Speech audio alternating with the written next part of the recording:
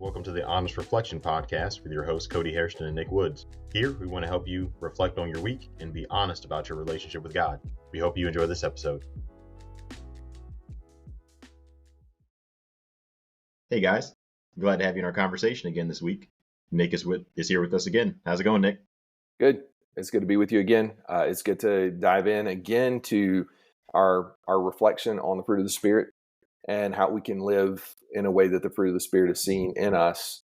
And so we're going to continue reflecting today on gentleness. And specifically, as kind of has been our pattern, we're going to look at how we can bear gentleness to our neighbors. And of course, when we're thinking about our neighbor, we need to think about the person who we come into contact maybe sporadically on a day-to-day basis, maybe the person that we see when we go into the convenience store, or the person that passes us on the road, or friends that we meet on a day-to-day basis. Or it could be an enemy to me personally, an enemy. The scriptures talk about loving our enemies as ourselves. And so I just want to kind of frame what we're saying. I know we kind of do this each time we talk about neighbor, but I want us to get in mind, like, this specific discussion and reflection is not necessarily about our brethren, because we'll talk about that, or our families, because we'll talk about that, but people that we come into contact, have interactions with that maybe we're not as familiar with. And so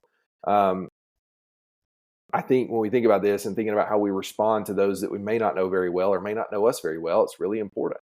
We're called to be lights to the world. And so we are called to set an example, and our actions can show people a Christ-like life. So that means how we respond matters in situations, because we're striving to bring the light of Christ into someone else's life. I was thinking about in Proverbs, it says a gentle answer turns away wrath.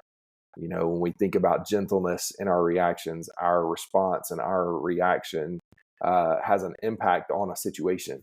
And I was thinking about Colossians 4 in this same way. Verse 5 and 6, Paul says, conduct yourselves with wisdom toward outsiders. Make the most of the opportunity. Let your speech always be with grace, as though seasoned with salt, so that you will know how you should respond to each person. So gentleness towards outsiders. A gentle answer turns away wrath. Let your speech be with grace, seasoned with salt. How we interact and respond, it really matters, and it really makes a difference. And we have to believe that so that we can change our actions and our responses to match those that would be Spirit-led reactions. It's not always easy, though, to give a gentle answer or to give gentleness to our neighbor. Yeah, and in fact, the fact that it's difficult, in my mind, kind of lets me know it's worth it, because most things that really matter, you kind of got to work a little bit for it. Mm-hmm. And so, yeah, gentleness, sometimes it's hard to display it in a given situation, but man, the benefits, as we'll talk about through this lesson, the benefits are just through the roof. Now, when I think about gentleness, I think it's mostly seen whenever there is a conflict. I actually think a lot of the traits that we've talked about, they have to be tested to be seen. And I think gentleness works the same way. It's when there's a conflict that's what tests our gentleness. That's what lets us know, hey, am I actually a gentle person? Am I actually walking by the Spirit and allowing this gentleness to be seen in me? Because when things are good, I would say we are usually pretty gentle. It's a lot easier at that moment, save maybe a couple of personality traits that may not make us gentle. But in general, when things are good, it's easier, right? But it's when the conflict happens, that's when it's harder to be gentle. When a person cuts you off in traffic, that's when it's hard to be gentle in your speech, gentle in your actions and your thoughts. When your boss has been rude to you, it's hard to be gentle. Even when your next door neighbor doesn't trim his hedges, right? It's hard to go to him or go to her with gentleness, right? It's when there's a conflict. That's when we really need to make sure that we're thinking about gentleness. Because I think what happens is whenever there's a conflict, we feel like we have the right to respond any way that we want. And sometimes that's a conscious decision on our part. Like I do think sometimes it runs through our minds that, okay, you have done this thing and I need to respond back in kind, or, hey, you should know better, so I'm going to tell you this thing in this way, and then you're really going to see it. So sometimes it's conscious, but sometimes I think it's subconscious, where we're just hurt by something that happens, and so we feel like we can lash out. We feel like we have the right to lash out. But the reality is that we don't. We don't have the right to respond to anybody in a way that's not gentle, especially those who are outsiders, right? The ones who don't know, may not always know better. We need to make sure that we're responding with gentleness to those types of people. And Nick, really, I think when those moments of frustration and strife come up, that's when we really have to make sure that we're walking by the Spirit. Yeah, I think in so many ways, our walk with Jesus is seen most clearly when the difficult things are happening. And I think Peter talks about this in persecution. That's when our faith is refined. And I think we can see that too, like when we have the opportunity to actually like flex that gentleness muscle there, that the spirit-led gentleness that we're supposed to have.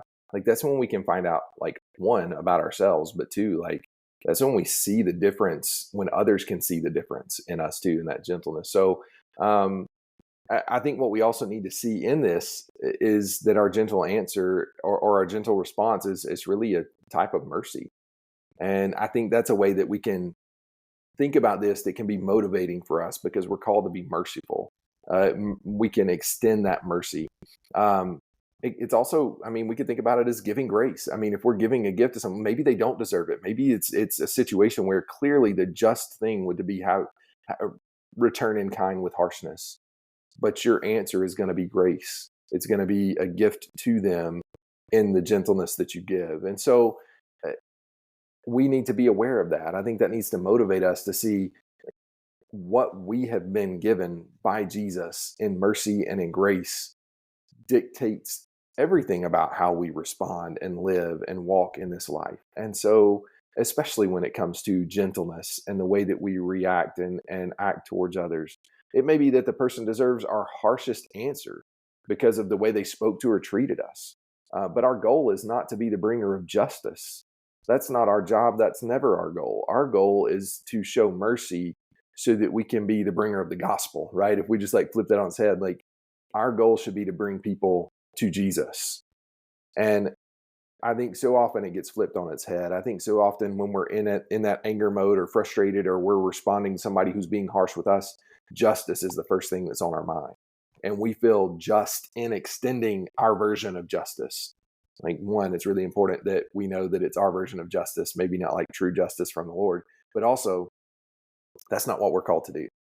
And we're called to bring grace, mercy, and in this sense, a gentle answer, a gentle response, a gentle reaction or action.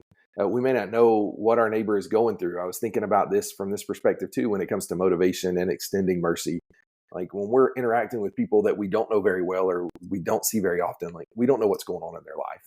We don't know what they're dealing with. And so even more so, I think in that situation, we need to be able to restrain ourselves to give grace to those who hear. When we know what somebody else has going on in their life, I think that gives us a way to extend mercy and grace, because we know and we can feel with them and feel for them. When we don't know, we have to work harder to say, I don't know, but I need to give them something, because this may be the very merciful, gentle response that they need in their life right now. So as we mentioned in the last episode, I think this applies even in our attempts to defend people, to defend the hope that's in us to others. Peter talks about in 1 Peter chapter 3. He says we should do it with gentleness and with reverence. Again, like when we're defending our hope, our goal is not to be right. It's to show people our hope and our faith and our love of Jesus, so that they can see our spirit-led life, so that they can come to the word to find truth in that, and hopefully in us as well. But if our goal is just to be right, hopefully I'm clear on that, then we're missing kind of the point of where our motivation for our answers and our responses are going to come from. We're not going to restrain our response if we're just trying to be right. I think that's true just generally when we're talking to people. I think about this when we're having discussions about who our favorite team is, right? Like if I'm trying to be right, like, man, I'm going to get really animated. I'm going to get really fired up, and I'm going to, like, there's no restraint, because I know, like, my opinion is right. That's not how we react or interact with people with the gospel, because we're not trying to be right. We're trying to show them Jesus, who is the way, the truth, and the life. So we're called to be merciful as we have been shown mercy. And gentleness is a great way that we can do that. Yeah, I love the way that you loop that in there, because what I've noticed is, as we're thinking about the fruit of the spirit, finding a way to remind ourselves of the things that God has done for us is so crucial to being able to do these things, right? So I need to be gentle because God has been gentle to me, or I need to be merciful because God has been merciful to me. And like finding some way to program ourselves to remember that in the moment, I think it's key, because that is the basis for all this stuff. We do these things because the Lord has shown these things and done these things for us. Thinking about just a couple of practical ways to see our gentleness, some environments in which we really, I think, need to have our antennas up to make sure that we're being gentle. One particular environment is in politics. We need to make sure that we are still gentle when dealing with, talking about, thinking about politics. Because if you listen to like the debates, I mean, our political spheres are filled with harsh words and mean statements, and sometimes untrue statements about one candidate or another. And so as we are, you know, consistently exposed to the politics, that harshness is normalized to us.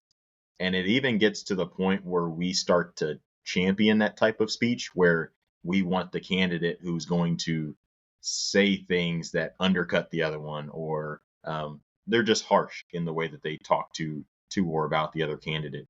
So we start to champion those things, and it's like that can't be right. There's something off if we're supposed to be gentle people and we're gravitating towards like people that are not gentle, or especially if we're championing that type of behavior. But what's even worse is sometimes we start to incorporate that harsh speech into our own language too, and that's when I know it's off the rails, right? We're definitely not walking by the Spirit. And so make sure you're being gentle when you're speaking about political leaders. I recognize that sometimes political leaders, they support, and sometimes they even do evil things, right? That is not new. That's something that's always happened, and it's something that should alarm us for sure. And sometimes politicians, they support things that make our lives harder. Sometimes politicians get in there, and then I go by the gas station and it's getting close to $4, and I don't like that. Like that is normal. But there's a gentle way to speak about these things, and there's a gentle way to speak about the people that support these things, right? We need to make sure that we're being gentle when we're talking about the political leaders. I think we also need to make sure that we're being gentle when we're speaking to or about people who don't align with our politics, whether you're on either side of the aisle there. When we're talking about people on the other side, got to make sure that we're still being gentle. Of course, we're not saying that you can't have political beliefs, because I think that's well and good. And we're definitely not saying don't stand for truth, right? If you ever have an opportunity to let people know, hey, this is what the Bible says about whatever the topic might be, you need to go ahead and do that. But again, there's a gentle way to do that, right? There's a gentle way to engage in that conversation. And we, as spirit-filled people, we need to make sure that we're seeking out those gentle ways. Because really, especially when it comes to politics and who somebody might be voting for, the people that you're speaking to, they may or may not even know God. They may or may not even know what the Bible has to say about that topic, right? That may not even be something that's in their realm of thinking. And so literally they may not know any better. And that has to be factored in when we're talking to and about them. We need to make sure that we're being gentle. Because one thing I think about is we don't want to be more offensive than the gospel, right? If somebody is going to be offended by what Jesus has to say, I want it to be because they're offended about what Jesus had to say, not because of how I said it, not because I wasn't able to be gentle in that environment. And so when we're talking about politics, because it can be such an emotional discussion, we just need to make sure that we show the fruit of gentleness. Yeah. I'm just thinking as you were talking there, there's a reminder that you're on the East Coast and I'm on the West Coast, because you said you mentioned gas prices approaching $4, and for our West Coast listeners out here, like if it's approaching $4, that means it's going down. So we got a little like reminder there. We're in two different places. Um, But I think another place where we can in our culture to kind of go along with what you said, and I think that's exactly right. Like I love what you said there at the end, especially like we don't need to or want to be more offensive than the gospel is. Like let the gospel speak, and we need to hide behind that. And I think there's so many other options, and I'm just sitting here marinating on a couple of things where I think sometimes we struggle with gentleness when we're hurting or we see other people hurting. And so I think that comes into play. But another just really practical thing in our culture and the way that we work in America is that we're like super sports centric, right? And maybe you're listening and you care nothing about sports, and that's great. You're probably better off for it. But for a lot of people in our country, like sports is the thing. And really, right, sports has become a god to people in their lives because they'll get more emotionally bent out of shape about a sporting event than they will about anything else in their life. And they'll spend a lot of their income supporting a sports team, and they won't do it for anything else in their life, right? So you see where I'm going with this. And I think you see this in the way that people will just like act like gentleness is not a thing in sporting events at any level. But I think especially maybe we see it practically with our neighbors at youth and high school events, and we're around people that maybe are around our kids. But who do we see these people as? Do we see the players and coaches, officials, and other fans as people who are made in the image of God, or are they just objects of our anger, our frustration, or the fact that like we want a certain outcome to happen? Are we so caught up in our own desire to defend our team, our child, our player that we feel justified in our actions? Um, how many times have you gone? I know this is true for me, and I'm thinking about even myself when I go to sporting events. As somebody who played sports, like it's really easy to get caught up. Like one to get frustrated at the official, right? Like a referee, umpire, whatever, and then to feel justified to like berate that person because they didn't make the call the way I thought they should have, right? That's not gentleness. You might even be right in that they got the call wrong because they're people too, but that's not gentleness.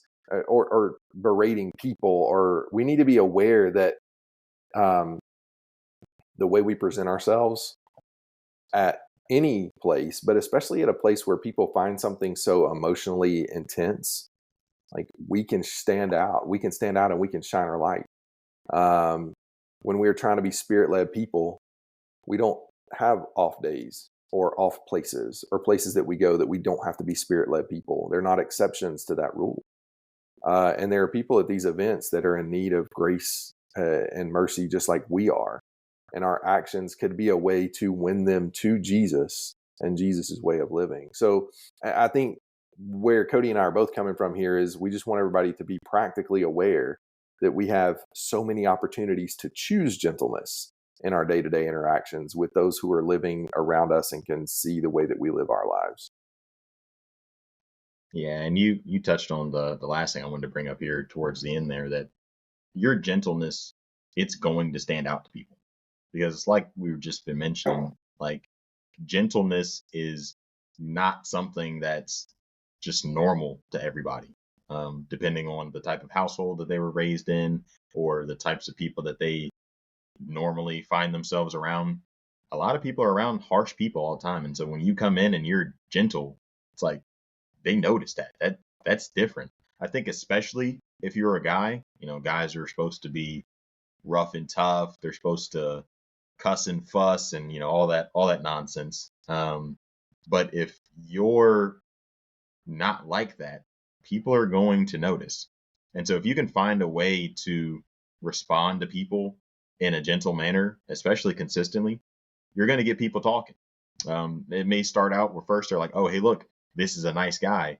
But then you have a platform to say, well, you may actually be a nice guy, but that's not why you're gentle. You're gentle because of Jesus, right? So you get to do your good works and then let your light shine, right?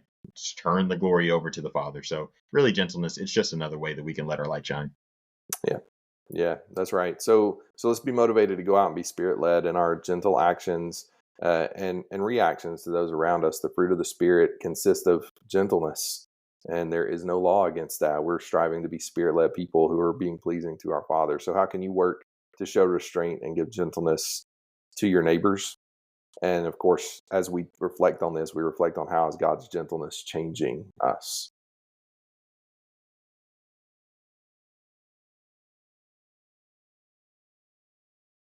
Thank you for listening to the Honest Reflection Podcast. If you liked this episode, give it a like, a share, or even a comment to let us know how we're doing. We hope we've helped you think, reflect, and be honest about your relationship with God, and we can't wait to see you again next week.